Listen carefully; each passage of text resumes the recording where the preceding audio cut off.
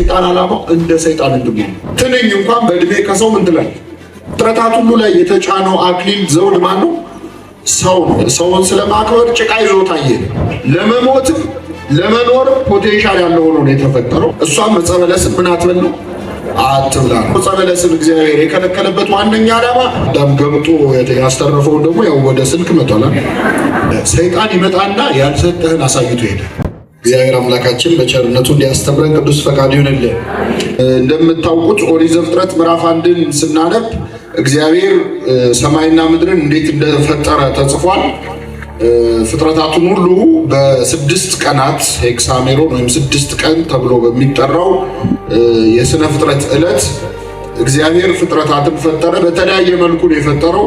በአርምሞ ወይም በዝምታ አንዳች ቃል ሳይናገር የፈጠራቸው ፍጥረታት አሉ። ከመጀመሪያዎቹ ፍጥረታት በኋላ ደግሞ ሁለተኛ በቃል የፈጠራቸው አሉ። ብርሃን ይሁን ብሎ የመጀመሪያ ፍጥረት ከመላእክት መፈጠር በኋላ እግዚአብሔር ቃል አውጥቶ ተናግሮ ደግሞ የፈጠራቸው ፍጥረታት አሉ። በሐልዮ የፈጠራቸው፣ በነቢብ የፈጠራቸው ወይም በመናገር፣ ሶስተኛ ደግሞ በግብር የፈጠረው ፍጥረታት አሉ። እና እግዚአብሔር ሁሉንም ፍጥረታት ከፈጠረ በኋላ መጨረሻ ላይ የተፈጠረው የፍጥረት መካተቻ ወይም የፍጥረት መፈጸሚያ ማን ነው? ሰው ነው። ዓርብ ዕለት ነው የተፈጠረው። አረበ፣ ጨረሰ፣ አካተተ፣ ፈጸመ ማለት ነው። ስለዚህ ዓርብ ዕለት የሰው ልጅ የመጨረሻ የእግዚአብሔር የፍጥረቱ አክሊል ነው። እንደውም ቅዱስ ዮሐንስ አፈወርቅ እግዚአብሔር የፈጠራቸው ፍጥረታት ሁሉ ከፈጠረ በኋላ ዘውድ ደፋላቸው ይላል። አክሊል በራሳቸው ላይ ጫንላቸው። በፍጥረታት ሁሉ ላይ የተጫነው አክሊል ዘውድ ማን ነው? ሰው ነው። የፍጥረታት አክሊል የመጨረሻዎቹ ፍጥረታት ነን። እግዚአብሔር ይህን በማድረጉ በአንድ በኩል ለሰው ልጅ ያለውን አክብሮት አሳይቷል። ምክንያቱም ሌሎች ፍጥረታትን በቃሉ ነው የፈጠረው። ውሃ አሶችን ታስገኝ፣ ምድር ደግሞ እጽዋትን ታስገኝ እያለ በቃሉ የፈጠራቸው ይበዛል። ወይም በሐሳብ ብቻ የፈጠረ ሰውን ግን ለአክብሮተ ሰብ አፈር ይዞ እግዚአብሔር እንደው ቅዳሴያችን ይላል ሰውን ስለማክበር ጭቃ ይዞት አየህ። ከሌሎች ፍጥረታት በተለየ አክብሮትና ትኩረት እግዚአብሔር ከምድር አፈር በእጁ ይዞ ነስቶ የሰው ልጅ በግብር ነው የፈጠረው። አበጃጀው ነው የሚለው፣ ሰራው ነው የሚለው። ስለዚህ ይሄ ለሰው ልጅ የተሰጠውን ክብር ያሳያል። ሌሎች ፍጥረታት የተፈጠሩት በቃልና በሐሳብ ሲሆን ሰው ግን የተፈጠረው በምንድን ነው? በግብር ነው። ይሄ አንደኛው ያከበረን። ሁለተኛ እንግዳ ከመምጣቱ በፊት ቤት አሰናድተን ነው አይደል የምንጠብቀው። ቤት ውስጥ የሚበላውን የሚጠጣውን የሚያርፍበትን ካዘጋጀ በኋላ ነው እንግዳ የምንቀበለው። እግዚአብሔር አክብሮ የተቀበለው ፍጥረት ማን ነው? ሰው ነው። ሰው የሚኖርበትን መሬት አዘጋጅቶለት፣ ፀሐይ ጨረቃ የሚፈራርቁበትን ዑደት ሰርቶለት ሁሉን ነገር ካስተካከለ በኋላ መጨረሻ ላይ ነው አክብሮ የጠራው። ስለዚህ የእግዚአብሔር የክብር እንግዳ ማን ነው ማለት ነው? ሰው ነው። የተፈጠርንበት ሁኔታ አፈጣጠራችን ክብርን የሚያሳይ ነው። ሁለተኛ ደግሞ በኋላ መጠራታችን የእግዚአብሔር የክብር እንግዶች ሆነን መምጣታችን የሚያሳይ ነው።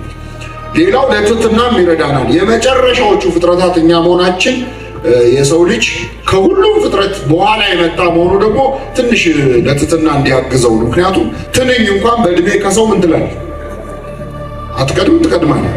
ሳምንትም እድሜ ነው እኮ አይደል?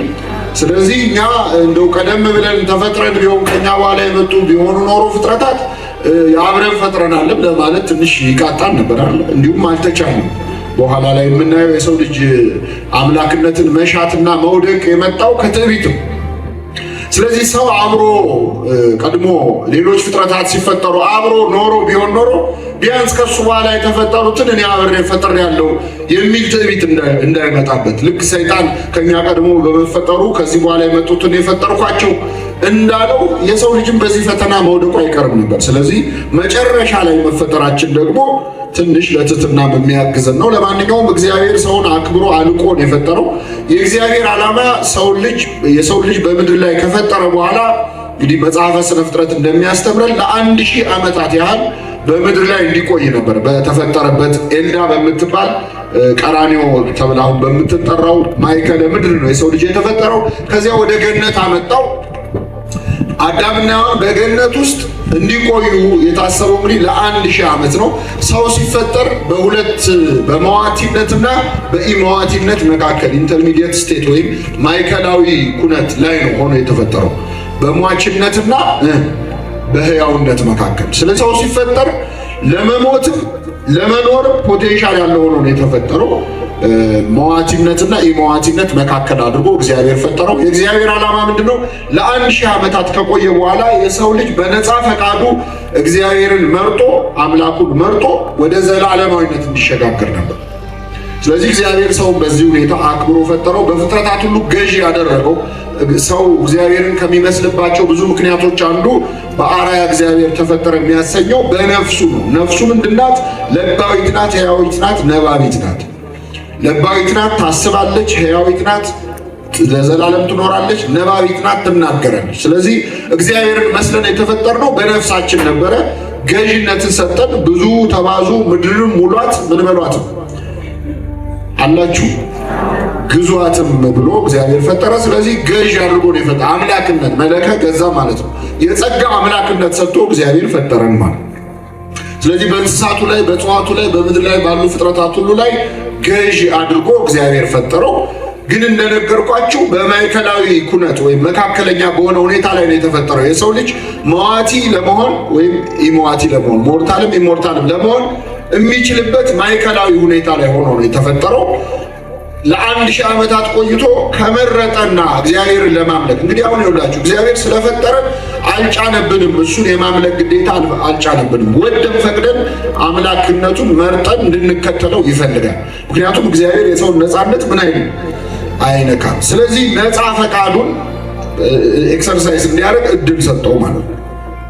ይህ እድል ምንድነው? ዕፀ በለስ የተባለችን ዛፍ በገነት መካከል ማስቀመጥ ነበረ። ይህንን ዛፍ አትብላ የሚል የመጀመሪያ ሕግ እግዚአብሔር ሰጠው። እንግዲህ የመጀመሪያው አትስረቅ፣ አታመንዝር፣ አትግደል ምናምን ከመባሉ በፊት የመጀመሪያዊቱ ሕግ ጾም ናት። እሷም ዕፀ በለስን ምን አትበል ነው? አትብላ ነው። በጣም ዓላማው ምንድነው? ዕፀ በለስን እግዚአብሔር የከለከለበት ዋነኛ ዓላማ እግዚአብሔርን የማምለክ ምርጫውን እንዲያሳይ ለአዳም የተሰጠ እድል። ዕፀ በለስ ያን ያህል በጣም አንገብጋቢ ጉዳይ አልነበረም። ማለት አየር ወደ ውስጥ አትሳብ ብሎ አሁን እግዚአብሔር ሊከለክለው አዳም ታፍኖ ምን ይላል? ይሞታል። ወይ በቃ እንዳትንቀሳቀስ፣ ከዘረጋ እግር እንዳታጥፍ፣ እጅህን ዘርግተህ እንደዛ ሆነ ቁምና ለ1000 ዓመት ቆይ ቢለው ኖሮ እግዚአብሔር ማስጨነቀው ያስብል ነበር። ዕፀ በለስ ግን ያን ያህል ለአዳም በጣም አንገብጋቢ ጉዳይ ነው። በዛ ላይ አዳምና በነገራችን ላይ መብላት ይበላሉ፣ ግን ረሃብ አልነበረባቸው። አሁን ለምሳሌ አንድ ሰው ጠግቦ መብላት ይችላል አይችልም? አላችሁ? የጠገበ ሰው መብላት ይችላል አይችልም?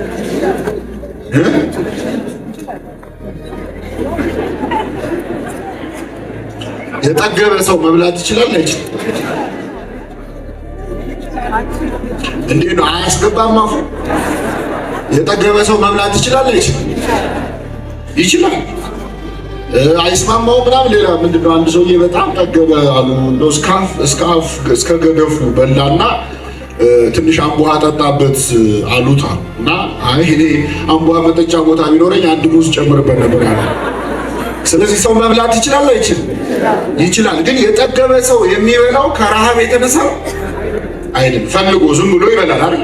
የምግብ ፍቅር ስላለ ብቻ ለምግብ ካለው አክብሮትና ፍቅር የተነሳ ይበላል። ከረሃብ ከስታርቬሽን የመጣ አይደለም። ስለዚህ አዳምና ሔዋን የግድ ለመኖር ብለው አልነበረም የሚበሉት። ከድቀት በፊት የሰው ልጅ ከመውደቁ በፊት ምግብ ሲፈልጉ የሚበሉት ሳይፈልጉ የሚተዉት ነው እንጂ ተገደው በግድ የሚመጣ አልነበረም። ያ ከባህሪ ጉስቁልና በኋላ ፎልን ኔቸር ምንድነው ከዛ በኋላ የመጣ ነገር። ስለዚህ ዕፀ በለስም በሉም አልበሉም አዳምና ሔዋን መኖር ይችላሉ አይችሉም? ይችላል። ስለዚህ ግዴታ አይደለም ማለት ነው። እንደው አንገብጋቢ ነገር የከለከላቸው አንዳንድ ሰው ዕፀ በለስ ራሱ የሆነ ለየት ያለ ምትሃታዊ ዛፍ የሚመስለው ሰው ምንም ዕፀ በለስ ምንም አይነት የተለየ ኃይል ያለው ዛፍ አይደለም። ማንኛውም ዛፍ ሊሆን ይችላል። ያው ፈረንጆቹ እንደነገሩን አፕል ነው ይላሉ። ምንም ማረጋገጫ የለውም። በነገራችን ላይ ያው ሲታይ ደስ ስለሚል አፕል ተብሎ ተብሏል። ዳም ገምጦ ያስተረፈውን ደግሞ ያው ወደ ስልክ መጥቷል ነው አይደለም? አሁን ዕፀ በለሳችን እኮ ይሄ ነው አይደለም? ያስተረፈውን ደግሞ እኛ እየበላን ነው 24 ሰዓት እዚህ ላይ አይደለም? ያው ሌላ ዕፀ በለስ ማለት ነው። እና አፕል ሊሆን ይችላል ወይ ሙዝ ሊሆን ይችላል፣ ፓፓያም ሊሆን ይችላል። እሱ ምንም አይታወቅም። ብቻ ዛፉ የተለየ የሆነ ስትበላው እንደሆነ ነገር የሚቀይር ምናምን ነገር አለ። እግዚአብሔር ለምልክት ያስቀመጠው ልክ እንደ ምርጫ ድምጽ መስጫ ሳጥን የለም። ምርጫ ድምጽ መስጫ ሳጥን አለ የለም? ያው ምርጫው ፍትሃዊ ሆነም አልሆነም አለ የለም? ዘንቱ ቦክሱ አለ አይደለ? አሁን ያ ቦክስ የተለየ ማጂካል ነገር እያነሳ የሚቀባ የሚያነግስ ምናምን አይደለም። ሰዎች እገሌ ይሁን ብለው ምን የሚሉበት ነው? ድምጽ ቢሰጡበት። ስለዚህ እግዚአብሔር በገነት ዛፎች መካከል ድምጽ መስጫ ሳጥን አስቀመጠ። ዕፀ በለስን ይህንን ብሉ ወይ አትብሉ። በሉ ማለት አምላክ መሆን ፈለጉ ማለት ነው። ወይም በእግዚአብሔር ትእዛዝ ስር አንገዛም አሉ ማለት ነው። ሳይበሉ ቆዩ ማለት ደግሞ በፈቃዳቸው እግዚአብሔርን አመለኩ ማለት ነው። ምርጫቸውን ፍሪ ዊላቸውን እንዳሳዩ ነው እግዚአብሔር ያስቀመጠው። ዛፉ የተለየ ነገር አለ። መጥፎም ዛፍ አይደለም። ከማንኛውም ዛፍ አንዱ ሊሆን ይችላል። እና አዳምና ሔዋን በቤተክርስቲያናችን የሥነ ፍጥረት መጽሐፍ ለ7 ዓመታት ዕፀ በለስን ሳይበሉ በታዘዙት ትእዛዝ ጸንተው ቆይተዋል። ለስንት ዓመት? ለ7 ዓመታት ቆይተዋል። ልክ 7 ዓመት ሲሆን ነው እንግዲህ የሰይጣን ፈተና የእባብ ፈተና የመጣው። ዛሬ በቤተክርስቲያናችን ጾም የሚጀመረው ከስንት ዓመት ነው? 7 ዓመት የሞላው ሕፃን እንዲጾም ይደረጋል። ማስታወሻነቱ ለዚህ ነው። በገነት ሳሉ አዳምና ሔዋን ለ7 ዓመታት ጸንተው ሕጉን ጠብቀዋል። በዲያብሎስ የተፈተኑ ከ7 ዓመት በኋላ ነው። ልጆች መፈተን የሚጀምሩበት እድሜ ነው እና በዚያ ጊዜ ጾም ይጀምሩ ትላለች ቤተክርስቲያን። እና ልክ 7 ዓመታት ከጸኑ በኋላ በ7ኛው ዓመት ሰይጣን በእባብ ስጋ ተሰውሮ መጥቶ ምክር አቀረበ። የምታውቁት ታሪክ ነው። እስቲ ትንሽ እንመልከተው። ኦሪት ዘፍጥረት ምዕራፍ 2 ላይ እባብም እግዚአብሔር አምላክ ከፈጠራቸው ከምድር አራዊት ሁሉ ተንኮለኛ ነበረ ይላል፣ ወይም ብልጥ ነበረ። ግን ይሄ ሲባል የእባብ ብልጠት ከሰው ብልጠት ሊበልጥ ይችላል? አይችልም። በነገራችን ላይ የእንስሳት በጣም ብልጡ ከሰው በጣም ጅል ከሚባለው ማለት ነው። ያንሳል ይበልጣል? ያንሳል። በቃ ከሰው ምንም አያውቅም የሚባለው ሰውዬ ከእንስሳት በጣም ከምሁሩ ወይም ዋን ጂኒየስ የሚባለው እንስሳ በላይ ነው። ሰው በተፈጥሮ ለባዊ ነው። እንስሳት ደግሞ ብዙ ነገር ይጎላቸዋል። ስለዚህ የእንስሳ ብልጠት የጦጣ ብልጠት እስከሆነ በላይ አያልፍም። እና እንደው ይህን ያህል አዳምና ሔዋንን በልጧቸው ማስተሳሰብ ምናምን አድርጋቸው አትረዱት። እባብም ሴቲቱን እግዚአብሔር በገነት ካለው ዛፍ ሁሉ አትብሉ ያላችሁ ለምንድን ነው አላት ይላል። እግዚአብሔር በገነት ካለው ዛፍ ሁሉ እንግዲህ ትምህርት ስለሆነ በደንብ አስተውሉ ቃላቱን እያንዳንዱ ማለት እግዚአብሔር በገነት ካለው ዛፍ ሁሉ ምን አትበሉ ብሏል አላለም? ብሏል አላለም? አላለም። ይኸውላችሁ ሰይጣን እርሙን ቢናገር በውሸት ነው የጀመረው። የመጀመሪያ መጽሐፍ ቅዱስ ላይ የምታገኘው ንግግር ይሄ ነው። መጣና ምን አለ? በገነት ካሉ ዛፎች በሙሉ እንዳትበሉ ከልክሏልና አለ። አልከለከለም። እግዚአብሔር ከስንት ዛፍ ነው የከለከለው? ከአንዲት ዛፍ። ሰይጣን እንዳላዋቂ ሆኖ ነው የጠየቀው ማለት ነው። በገነት ካሉ ዛፍ እንዳትበሉ የከለከለው ለምንድን ነው አላት። ሴቲቱም ለእባቡ አለችው በገነት መካከል ካለው ዛፍ ፍሬ እንበላለን፣ ነገር ግን በገነት መካከል ካለው ከዛፉ ፍሬ እግዚአብሔርም አለ ከአንዱ ፍሬ ማለት ነው እንዳትሞቱ ከእርሱም አትብሉ አትንኩትም አለ አለች። ዋነኛ የሰይጣን ዓላማ ምንድን ነው?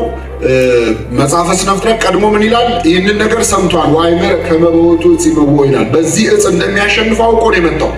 ስለዚህ አንድ ዕፀ በለስ እንደተከለከሉ ያውቃል። ግን አጠያየቁን ሁሉ እንደተከለከሉ አደረገ። ዓላማው ምንድን ነው?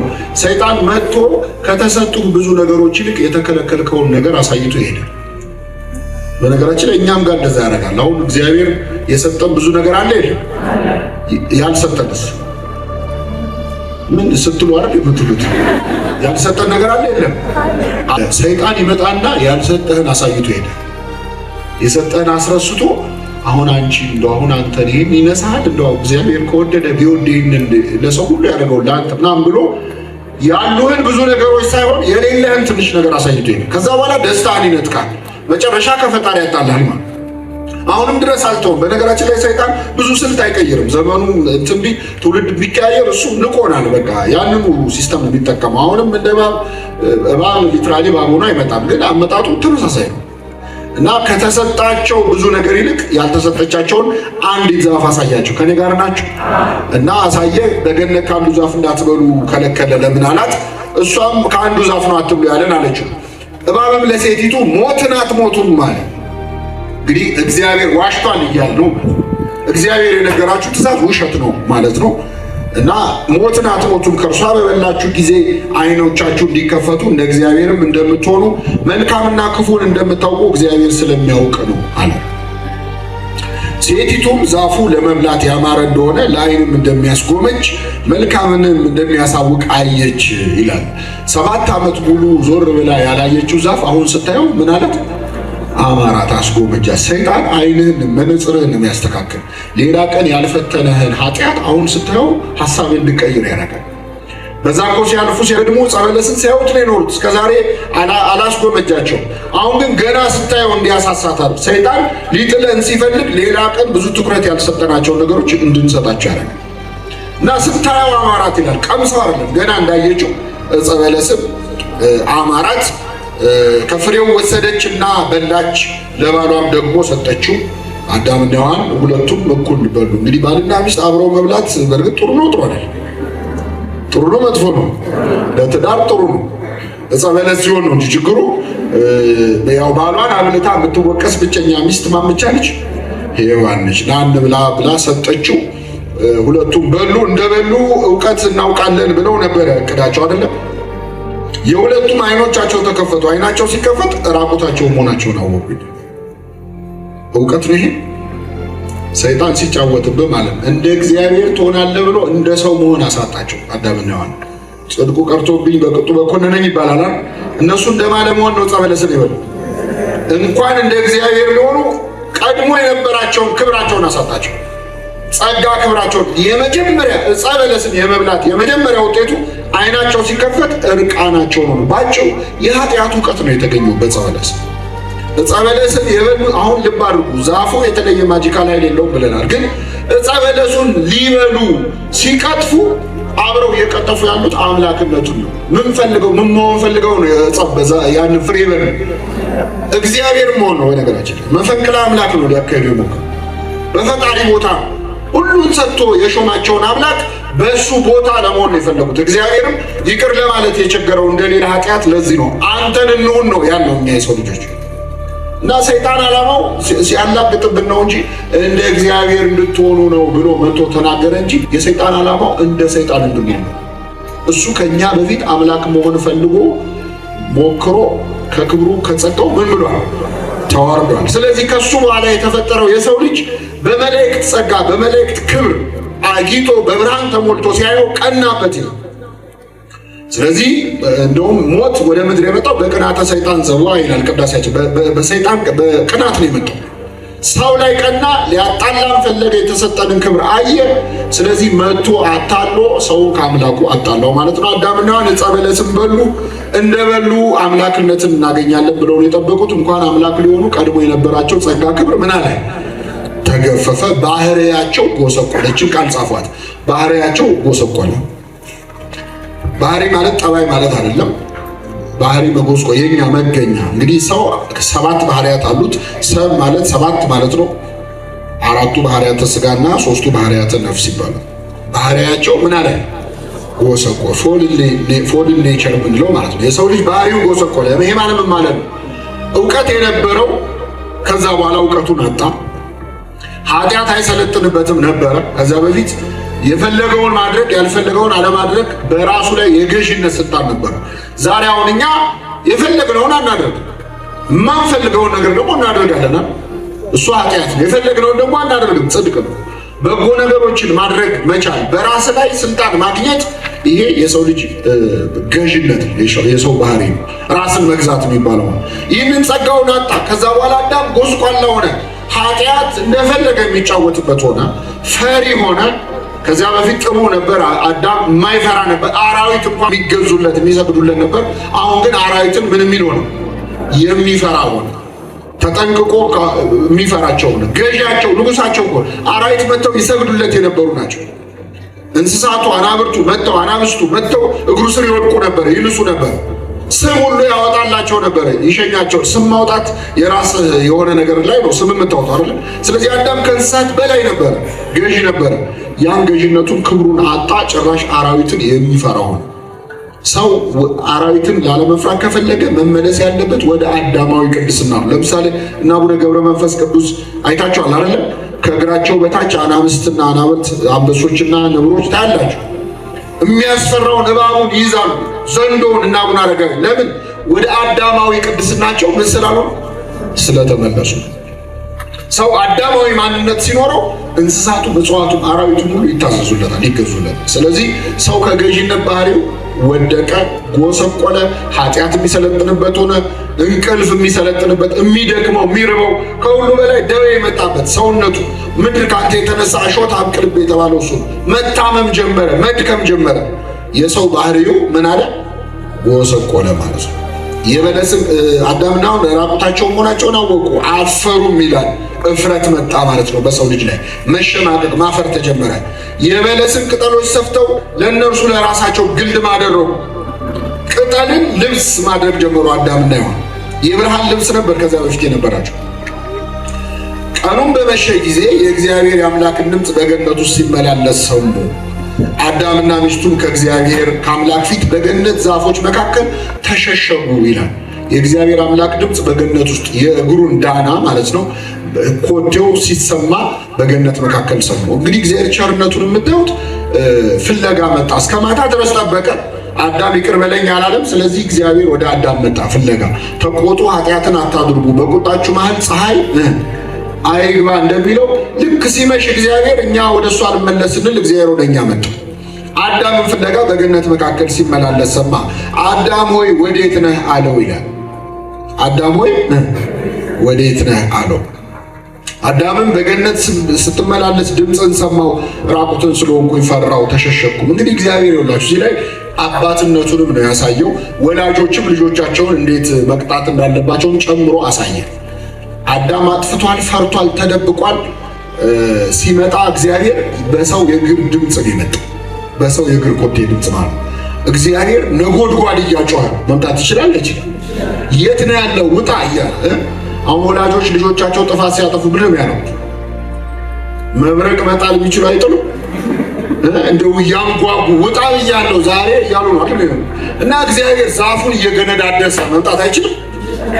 ሲጀመር አዳም ከእግዚአብሔር መደበቅ ይችላል አይችልም? የት እንዳለ አሁን አንተ ከኔ ልትደበቅ ነው እያለ አላስደነገጠው። በሰው የእግር ኮቴ መጣ፣ አላስጨነቀውም ማለት ነው። አምላካዊ ኃይሉን መለኮታዊ ባህሪውን አልገለጠም። በሰው ለምንድን ነው ምስጢረ ሥጋዌን በኋላ ይኸውን የወደቀውን አዳም ፍለጋ እንደ ሰው ሆኜ እመጣለሁ የሚለውን ትንቢት ለመናገር እና ወደ አዳም መጣ። በገነት መካከል ድምፅን ሰማው፣ ፈራው፣ ተሸሸኩም አለ።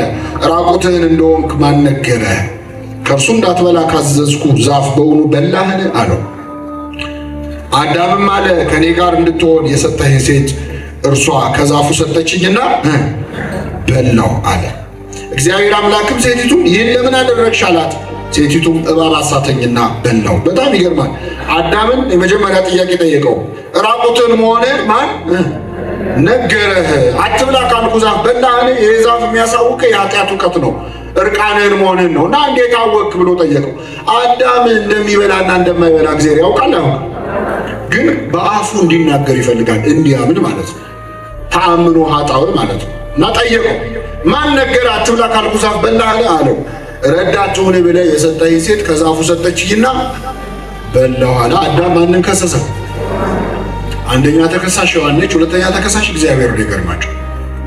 ረዳት ትሁን ብለህ ምን ያልከኝ አንተ እሷን ባሰጠኝ እሷን ማሰጠኝ ምንም ምን አለ። ስለዚህ አንደኛ ተከሳሽ ሔዋን፣ ሁለተኛ ማን ነው? እግዚአብሔር። ሔዋን ስትጠየቅ ደግሞ ማን አለች? እባብ። ሰው በኃጢአት ማመካኘት እንግዲህ የዛኔ ነው የተጀመረው። ይገርማቸዋል። ባል በሚስቱ ያመካኛል። እገሌ አሳተኝና በላው ይላል። ሁለተኛ በእግዚአብሔር እናሳባን። ኃጢአት ሰርተን እኮ በእግዚአብሔር እናሳባ። አታሰብ ፈጣሪ ለምን ተወኝ እንደዚህ አይነት ኃጢአት ውስጥ ገባ? ደስ ብሎ የሰራነውን እኮ በደንብ እቅድ ይዘን ፕሮግራም ይዘን የሰራነውን ኃጢአት መጨረሻ ላይ እግዚአብሔር ራሱ እንዳሰራ መክሰስ ማለት ነው። ሶስት አዳምን ከሰሰ፣ ሁለተኛ ሔዋንን ከሰሰ፣ ሁለተኛ እግዚአብሔር፣ ሶስተኛ እሷ ደግሞ ማንን ከሰሰች? እባብ አሳተኝና። እባብ አንስቶ ዕፀ በለስ አጉርሷታል። ሐሳብ ነው ያቀረበው። ሰይጣን ሐሳብ ከማቅረብ ውጭ አቅም የለውም በኃጢአታችን ላይ። በነገራችን ዕፀ በለሱን አምጥተህ ጥሩ ማስታወቂያ ይሰራል ማለት ይህን ብትበሉ ምን ትሆናላችሁ? አምላክ ትሆናላችሁ፣ ደስታ ታገኛላችሁ። ይህ ፕሮሞሽን ነው። ምንም አይነት የማስገደድ መብትም የለውም ሰይጣን ኃጢአት አሰራኝ ማለት አይቻል። አንዳንድ አሁን ደግሞ በዘመናችን የመጣብን እንደዚህ ተጠናውቶኝ ነው ምናምን እንደዛ። ሰይጣን በዛ ደረጃ ነፃ ፈቃድህን ነጥቆ ኃጢአት ማሰራት አቅም የለውም። ሐሳብ ግን ያቀርባል። ኃጢአቱን ብትሰራ ስለምታገኘው ደስታ ይነግራል። ተለክፌ ነው ኃጢአት የሰራሁት የሚባል ነገር የለም። ነፃ ፈቃድን አይነሳም። በምንም ተአምር እግዚአብሔር ለሰይጣን አሳልፎ የሰውን ነፃ ፈቃድ ምን አይልም አይሰጥ። ግን ያገብራል። ያገብራል ማለት እንድትሰራ ይገፋፋል። ብትሰራ ይህን ታገኛለህ ይላል። እዛ ድረስ ዕፀ በለስን እንዴት በላችሁ? እባብ አሳተኝና ምን አልኩኛል በላው አለች። ይሄ በሰይጣን የምናሳብበው። እግዚአብሔር አምላክም እባቡን አለው ይህን ስላደረግ ከእንስሳት ሁሉ ከምድር አራዊት ሁሉ ተለይተ አንተ የተረገምክ ሁን አለው። በእባብ አንጻር እየረገመ ያለው ማንን ነው? ሰይጣንን ነው። በደረትህ በሆድህ ትሄዳለህ። እባብ እግር የነበረው እንስሳ ነው። አሁን ሳይንስም አምኖበታል። በነገራችን ላይ ጉግል ብታደርጉ የእባብ እግር በጣም አጥሮ ገብቶ ፎቶዎች ታገኛላችሁ። ለምን? እባብ ትልቅ እንስሳ ነበረ። የሚያምር ቆሞ የሚሄድ አይነት እንስሳ ነበር። በሆድህ ትሄዳለህ፣ በሕይወት ዘመን ሁሉ አፈር ትበላለህ። በአንተና በሴቲቱ መካከል በዘርህና በዘሯ መካከል ጠላትነትን አደርጋለሁ። ሔዋንና አንተ ጠበኞች ናችሁ። የእሷ የሔዋን ልጆችና የአንተ ዘር የእባብ ዘር በሙሉ ጠላት። እባብ አንወድም። እንግዲህ ያው አንዳንድ የሚወዱ ሀገራት ሊኖሩ ይችላሉ፣ ግን በጠቅላላ የሰው ልጅ እባብ ይወዳል። ስለዚህ ጠላትነትን አደርጋለሁ። እርሱ ራስህን ይቀጠቅጣል፣ አንተ ሰኮናውን ትነድፋለህ። እባብ እግራችንን ነው የሚነድፈን፣ ያው ከስር ስለሆነ። እሱ ደግሞ ራስን ይቀጠቅጣል። እባብ ምኑም ጋር ቢመታ አይሞትም፣ ራሱን ከመታው ነው የሚሞት። ስለዚህ ብልጥ ስለሆነ ዘሎ እንደውም መጀመሪያ የሚከላከለው ምኑ ነው? ራሱ ጉድጓድ ውስጥ ይቀብራል ራሱ። ስለዚህ እሱ ራስህን ይቀጠቅጣል፣ አንተም ሰኮናውን ትነድፋለህ። ለሴቲቱም አላት ጭንቅሽን እጅግ አበዛለሁ፣ በጭንቅ ትወልጃለሽ፣ ከወለድሽ በኋላ ፈቃድሽ ወደ ባልሽ ይሆናል አላት።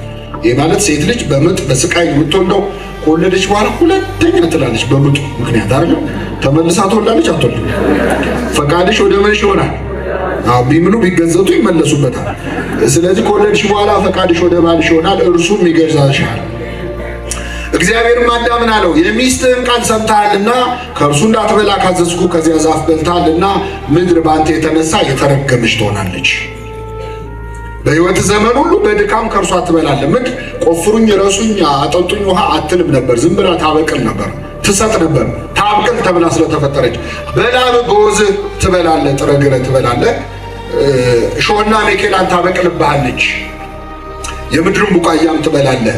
ወደ ወጣህበት መሬት እስክትመለስ ድረስ በፊትህ ወዝ እንጀራን ትበላለህ። አፈር ነህና ወደ አፈርም ትመለሳለህ አለው። ከዛ መጨረሻ ላይ አዳምም ለሚስቱ ሔዋን ብሎ ስም አወጣ፣ የሕያዋን ሁሉ እናት ናትና። እግዚአብሔር አምላክም ለአዳምና ለሚስቱ የቁርበት ልብስ አደረጋላቸው፣ አለበሳቸውም ይላል።